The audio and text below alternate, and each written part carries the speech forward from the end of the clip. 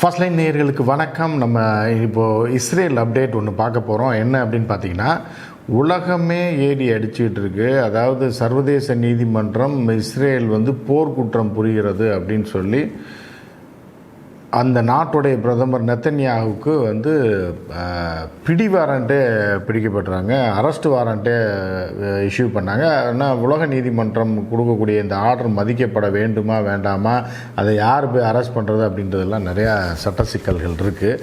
ஆனால் சர்வதேச நீதிமன்றத்துக்கு இந்த வழக்கை எடுத்து வந்த சவுத் ஆப்பிரிக்கா தரப்பும் சரி, அவர்களுக்கு ஆதரவாக வாதாடியவர்களும் சரி, பல்வேறு ஆதார ஆவணங்களை வைத்து தான் வாதாடினாங்க. உலகத்துக்கே தெரியும், இதை ஆதாரங்கள்லாம் தேவையில்லை. அன்றாடம் செய்திகளில், காட்சி ஊடகங்களில் காட்சிகளோட என்ன கொடூரங்கள் நடந்திருக்கு. 44,000 பேர் செத்துருக்கான். ஐநாவுடைய வாகனத்தின் மீது தாக்குதல் நடத்தப்பட்டிருக்கிறது. உணவு கொடுக்க சென்ற, அதாவது அமெரிக்காவை சேர்ந்த, அதாவது பிரிட்டனை சேர்ந்த 2 பேர் மற்றும் வேறு சில நாடுகளைச் சேர்ந்த 4 பேர் சென்ற கார் மீது உணவு கொடுக்க சென்றவர்கள், ஆனால் இந்த பாவப்பட்ட மக்களுக்காக உணவு கொடுக்க சென்றவர்கள் கார் மீது ராக்கெட் தாக்குதல் அடித்தாங்க. இப்படி இவ்வளோ தூரம் கொடூரங்களை செய்து கொண்டு இப்போ ராஃபா எல்லையில், அதாவது நார்த் இஸ்ரேலில், நார்த்து பாலஸ்தீனை நாசக்காடாக்கி அதை ஒரு பேய் நகரம் மாதிரி ஆக்கிட்டாங்க. அங்கே யாருமே மக்கள் இல்லை, எல்லா தொழிலும் நசிஞ்சு போச்சு, வீடுகள் இடிக்கப்பட்டு விட்டது, மக்கள் தங்கக்கூடிய, மனிதர்கள் வாழக்கூடிய பகுதியாகவே அது காட்சியளிக்கவில்லை அப்படின்றது ஒரு பக்கம் இருக்குது. அங்கே பவர் இல்லை, தண்ணி இல்லை, எதுவுமே இல்லை. அது ஒரு பேய் நகரம் மாற்றம், ஒரு டெவில் சிட்டி அப்படின்ற மாதிரியான ஒரு நிலைக்கு அங்கே தள்ளி விட்டாங்க. தள்ளி விட்டது மட்டும் இல்லாமல், இது மட்டும் இல்லாமல் அடங்காமல் தெற்கு பாலஸ்தீனையும் ஒட்டுமொத்தமாக ஒழித்து கட்டணும் என்பதற்காக ராஃபா பகுதியில், அதாவது ஒரு பக்கம் பார்த்திங்கன்னா எகிப்து பார்டர், அந்த பகுதியில் பார்த்திங்கன்னா அங்கே உள்ள மக்களை வெளியேற சொல்லி துண்டு நோட்டீஸ் வீசிக்கிட்டே இருக்காங்க. கடந்த 10 நாட்களாக அந்த மக்களெல்லாம் குடிபெயர சொல்லி போயிட்டு, அதே மாதிரி என்ன பண்ணுறாங்க அப்படின்னா, இந்த டென்ட்டுகளையும் தூக்கி போட்டுட்ருக்காங்க. எங்கேயோ கடற்கரை பகுதியில் போட்டோன்னே கிட்டத்தட்ட 1.5-2 லட்சம் பேர் இந்த 3-4 நாட்களில் மட்டும் குடிபெயர்ந்து குழந்தை குட்டியோடு இங்கேருந்து கிளம்பி எங்கே போயிருக்காங்கன்னா, அவளுக்கு ஏற்கனவே உணவு இல்லை, தொழில் இல்லை, எல்லாமே நாசமாக போயிடுச்சு. வடக்கு காசாலேருந்து அங்கே தப்பி உயிர் வாழ்வதற்காக தெற்கு காசாவுக்கு வந்தவனை பூராத்தையும் அங்கேருந்து துரத்தி விட்டு கடற்கரைக்கு துரத்தி விட்டுருக்கான். மிகப்பெரிய தாக்குதலுக்கு திட்டமிட்டுருக்காங்க. அதே மாதிரி பீரங்கி படைகளை அங்கே நகர்த்தி இங்கே இப்போ எப்படி வடக்கு காசாவில் சண்டை நடந்ததோ அதே மாதிரி தரைப்படை தாக்குதலை அங்கு நடத்தி கொண்டிருக்கிறார்கள் தெற்கு காசாவில். ஸோ இதற்கு உலகமே கண்டனம் தெரிவித்திருக்கிறது.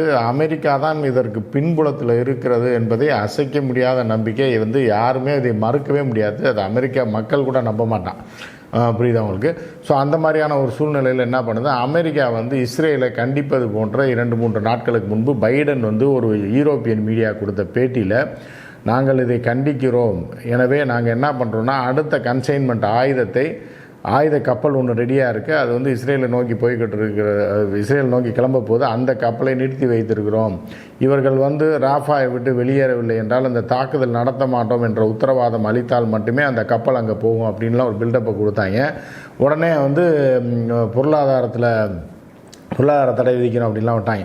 இதுக்கு என்ன காரணம் அப்படின்னா, வருகிற நவம்பர் மாதம் அமெரிக்காவில் தேர்தல் நடைபெறுகிறது. அப்போது இந்த ஜனநாயக கட்சியை சேர்ந்த பைடன் இருக்கார் இல்லையா, அதாவது பைடன் ஜனநாயக கட்சியை சேர்ந்தவர், அதாவது குடியரசுக் கட்சியை சேர்ந்தவர் நம்ம ட்ரம்ப்பு. இப்போது குடியரசுக் கட்சியோடைய கை ஓங்கி கொண்டிருக்கிறது. அங்குள்ள மாணவர்கள் கொலம்பியா பல்கலைக்கழகம் தொடங்கி நியூயார்க் பல்கலைக்கழகத்தை தொடங்கி கிட்டத்தட்ட ஒரு 9 மாகாணங்களில் இருக்க மிகப்பெரிய பல்கலைக்கழகம், உலக புகழ்பெற்ற பல்கலைக்கழகங்கள் பாலஸ்தீனத்திற்கு ஆதரவாக போராட்டத்தை தொடங்கி மாணவர்கள் அதாவது டென்ட்டு போட்டு அந்த கல்லூரி வளாகத்திலிருந்தும் யூனிவர்சிட்டி வளாகத்திலிருந்தும் அவர்கள் வெளியேற்றப்பட்ட போதிலும் அவர்கள் அங்கிருந்து செல்லாமல் தொடர் போராட்டங்களில் ஈடுபட்டு வருகிறார்கள். இவர்கள்லாம் பாலஸ்தீனர்கள் கிடையாது, பாலஸ்தீனியர்கள் மட்டும் கிடையாது, இந்தியர்கள் இருக்கான், அல்ல பாகிஸ்தானி இருக்கான், அவன் இருக்கான், இவர் இருக்கான், அமெரிக்கன்ஸ் இருக்கான், எல்லாமே அமெரிக்காவில் வாக்குரிமை பெற்றவர்கள். இவர்கள், இந்த மாணவர்கள் மிகப்பெரிய எழுச்சியை, கிளர்ச்சியை, போராட்டத்தை துவங்கிய உடனே பைடன் அரசாங்கம் அங்கு தாக்குப்பிடிக்க முடியல. வரக்கூடிய தேர்தலில்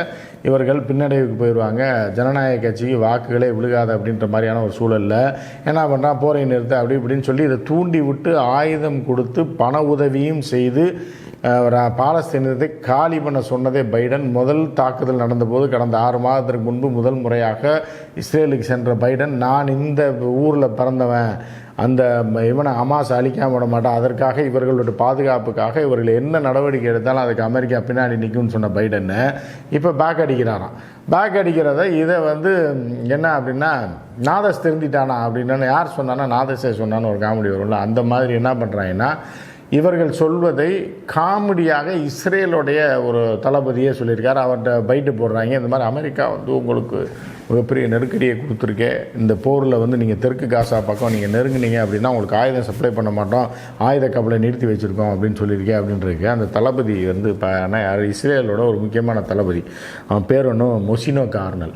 இந்த மொசினோ கார்னல் என்ன சொல்கிறாப்புல அப்படின்னா, அங்கே தேர்தல் வருதுங்க, அதுக்கு ஒரு நாடகம் போடுறாங்க, அதை போய் நீங்கள் ஏன்ட்ட கேட்டுட்ருக்கீங்க அப்படின்னு யார் சொல்கிறா? இஸ்ரேலுடைய தளபதி சொல்கிறாப்புல. எப்படி அவங்களே போட்டு விட்டாங்க, அங்கே ஒரு நாடகம் நடக்குது, அமெரிக்கா எங்களுக்கு சப்போர்ட் பண்ணாமல் என்னங்க பண்ணிடுவோம், அமெரிக்கா எங்களுக்கு சப்போர்ட் பண்ணாமல் இருந்துட முடியுமா, அமெரிக்காவில் எவனும் ஆட்சி நடத்திட முடியுமான்ற துணியில் தான் இந்த மொசினோ கார்னல்ங்கிற ஒரு தளபதி காமெடியாக சொல்லிவிட்டு இதை கேஷுவலாக சொல்லிட்டு போகிறாப்புல, அமெரிக்காவாவது எங்களை ஆதரிக்காதாவது அப்படின்ட்டு. இன்னொரு பக்கம் பார்த்தா அமெரிக்கா அந்த கப்பலை அனுப்பாது, உங்களுக்கு இது பண்ணாது, அது பண்ணாது, பண உதவி செய்யாது, அப்படி இப்படின்னு சொல்லி சும்மா ஒரு பில்டப் மிரட்டல் கொடுத்துட்ருக்காங்கல்ல. இதில் மட்டும் பார்த்தீங்க அப்படின்னா கிட்டத்தட்ட வருஷத்துக்கு 3.8 பில்லியன் டாலர் அளவிற்கு ஆயுதங்களை இஸ்ரேலுக்கு வருஷம் அமெரிக்கா சப்ளை பண்ணிகிட்ருக்கு. 2 பேரும் கூட்டு தயாரிப்பு வேறு பண்ணுறாங்க, அமெரிக்கா ஆயுதங்கள் வேறு இவங்க சப்ளை பண்ணுறாங்க. இந்த போர்க்காலங்களில் மட்டும் கிட்டத்தட்ட பார்த்தீங்க அப்படின்னா 17 பில்லியன் US டாலருக்கு ஆயுதங்களை யார் வழங்கியிருக்காங்கன்னா அமெரிக்கா இஸ்ரேலுக்கு வழங்கியிருக்கு. இது இந்த சண்டை ஆரம்பித்ததுக்கப்புறம் வருஷம் 3.8 பில்லியன் டாலருக்கு அமெரிக்கா வியாபாரம் பார்த்துக்கிட்டு இருந்தவன், இவர்களுக்கு ஆயுதத்தை கொடுத்துக்கிட்டு இருந்தவன் இந்த போர்க்காலங்களில் அதிகபட்சமாக கிட்டத்தட்ட 17 பில்லியன் டாலருக்கான ஆயுதங்களை கொடுத்துருக்கான். கொடுத்துவிட்டு நாங்கள் இனிமேல் அனுப்ப மாட்டோம், நீ அனுப்பலைன்றது யாருக்கு தெரியும்? அது போய் இந்த கப்பலில் கிளம்ப போது, அங்கே போய் இறங்க போகுது, சரியா? இந்த இதுக்கிடையில் இவர் ஒரு நாடகம் போடுறாரு, நெத்தன்யாகு ஒரு டுபாக்கூர் அவன் ஒரு நாடகம் போடுறான். என்ன சொல்கிறான்னா, அதாவது எங்களை யார் ஒதுக்கி விட்டாலும் பரவாயில்ல, நாங்கள் தனியாக, எந்த நாடு எங்களுக்கு துணை வரலைனாலும் பரவாயில்ல, நாங்கள் தனியாக இந்த போரை சந்திப்போம். அவன் நிறுத்துவேன்னு சொல்ல மாட்டான், அந்த அட்டகாச குறைப்பேன்னு சொல்ல மாட்டான். அது சரி, எவனா சொல்கிறான், அவனுக்கு சோறு போடுற அமெரிக்காவே சொல்கிறான், அதே கேட்க மாட்டான். இது ஃபுல்லாக போலி நாடகன்றது இதுலேருந்தே தெரியுது. இதுக்கிடையில் என்ன சொல்கிறான் அப்படின்னு பார்த்தீங்க அப்படின்னா, நாங்கள் தனியாக இந்த போரை முன்னெடுத்து செல்வோம், நாங்கள் ஆயுதம் இல்லாவிட்டாலும் கையிலேயே சண்டையை போட்டு இந்த போரை ஜெயிப்போமா. எப்படி ஒரு கையில் சண்டை போட்டு ஒரு போரை ஜெயிச்சிருவாராம். கேட்குறவன்லாம் கேனேன்னா உலகத்தில் உட்காந்துருக்கான் அப்படின்ற மாதிரி இந்த அமெரிக்கா உள்குத்து. அதாவது என்ன பண்ணுறாங்கன்னா, அவன் சொல்கிறான், யார் வடிவேல் காமெடியோ, ஏன் நாய் வேறு கத்துதியா, தண்ணி வைங்க அப்படின்ற மாதிரி பைடன் என்ன இப்போ இறங்கி சொல்கிறப்ப, நவம்பரில் எலெக்ஷன் வரைக்கும், அது வரைக்கும்னாலும் கொஞ்சம் இழுத்து கொஞ்சம் எதையா சொல்லித்துறையா, நாங்கள் சொல்கிறத கட்டுப்படுறோன்ற மாதிரி ஏரியா, நாங்கள் எலெக்ஷனில் இங்கே பிரச்சனையா, இங்கே மக்கள் ஓட்டு போடாமல் நாங்கள் தோத்துட்டோம்னா எதிர்கட்சி வந்துடுவான். ஆனால் நெத்தன்யாகுவை பொறுத்தளவுக்கு எதிர்கட்சி வந்தான்னா ஆளுங்கட்சி வந்தான்னா எவன் வந்தாலும் இஸ்ரேலை சப்போர்ட் பண்ணுவான்.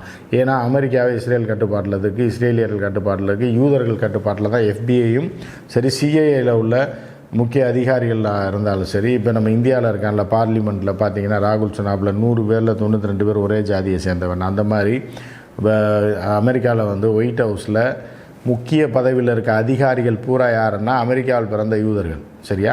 ஸோ அப்புறம் எப்படி அவன் மாற்றி இது பண்ணிடுவான் அப்படின்ற மாதிரியான ஒரு சூழல் இருக்குது. எனவே எது எப்படி போனாலும் சரி, அமெரிக்காவையும் இஸ்ரேலையும் பிரிக்கவே முடியாது. ஒன்று அமெரிக்கா அழிஞ்சு அதனால் இஸ்ரேல் அழியணும், இல்லைன்னா இஸ்ரேல் அழிஞ்சிச்சுன்னா அமெரிக்கா அழிவுக்கு அது துவக்கமாக இருக்கும். இதை தவிர வேறு இஸ்ரேலே அமெரிக்காவும் பிரிக்கவே முடியாது அப்படின்றத நீங்கள் புரிஞ்சுங்க.